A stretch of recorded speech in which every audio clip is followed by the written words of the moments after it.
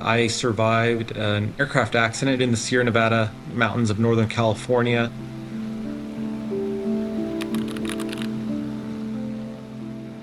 I was technically a passenger riding along in the right seat. I was only a month out of graduating from college myself in a professional pilot program, and it was a great opportunity for me to gain some experience watching a professional. We had flown from the Sacramento area up to Reno that Saturday morning. We went to brunch for a few hours and both had to get back to our home airport of Columbia, California. The only thing that we noted was that the wind was picking up, and we anticipated some turbulence, especially on the lee side of the Sierra Nevadas as we climbed out.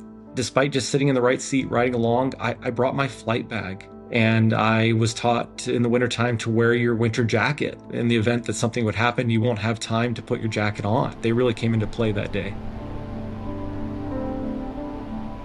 So the aircraft was not equipped specifically with a post-crash survival kit. Looking back, not prepared properly to be flying over that type of terrain in that season.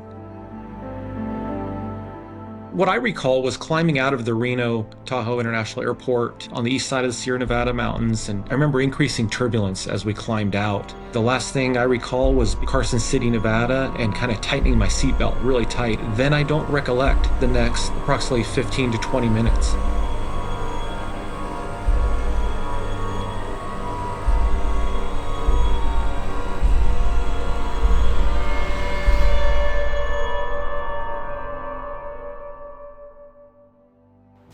When I opened my eyes, I was upside down in the wreckage. The aircraft ended up upside down in the snow. I quickly realized, after calling out for him, that the pilot had passed away.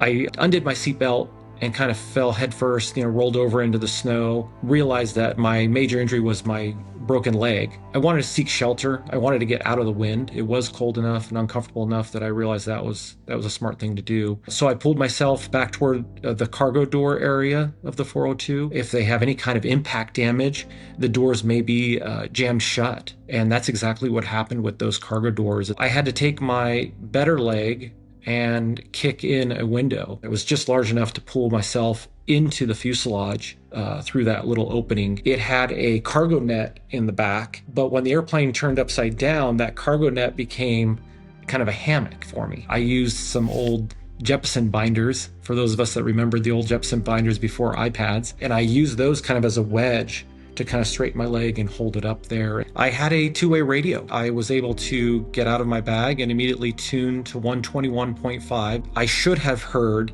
an ELT signal, but I didn't, which is commonly the case, especially with the older ELT equipment.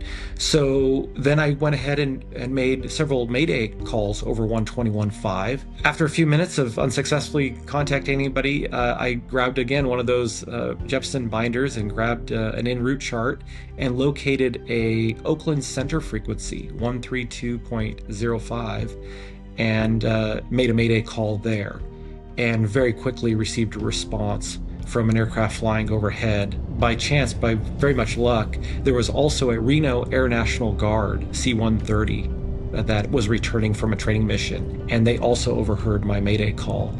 And so very fortunately, not only did everybody advise air traffic control, but this Reno Air National Guard C-130 took on the search and rescue mission. They quickly recognized, number one, the airplane is a white airplane upside down in the snow somewhere in the Sierra Nevada mountains. They also recognized that the radio had a limited battery life and told me to contact them every 15 minutes. And if the signal was getting stronger, they knew they were getting closer. So after several hours of searching, the triangulation had worked well enough that I could hear aircraft and now rotorcraft in the vicinity. I leaned out of the wreckage and I saw a UH-46 overhead, proximate to my location, and I clicked that radio and I just said, hard right, hard right. And when I looked at the screen, it was blank. And I let go of the button, the screen came back on, and I heard them say, wreckage in sight. And that helicopter was returning to a location to refuel, so they quickly made one circle, noted the location, forwarded the coordinates to the search and rescuers. probable cause was linked to wind shear or mountain wave that outperformed the performance of the aircraft. We were in the right aircraft with the interior removed for cargo, so it was very light aircraft, twin turbocharged, a pilot that was familiar with the route and experienced. I was very fortunate that they found me. As I would later find out, the weather was moving in that night. It did snow 3 to 4 feet overnight. When the storm came in, they were unable to go back up to the wreckage for 3 or 4 days to recover the pilot. You always take into account your experience, the aircraft performance, the changing conditions, and to stay on the ground when you can't mitigate the risk enough. Despite this accident, despite the injuries, I was determined to get back in the air and to continue my career, which is really what I set out to do.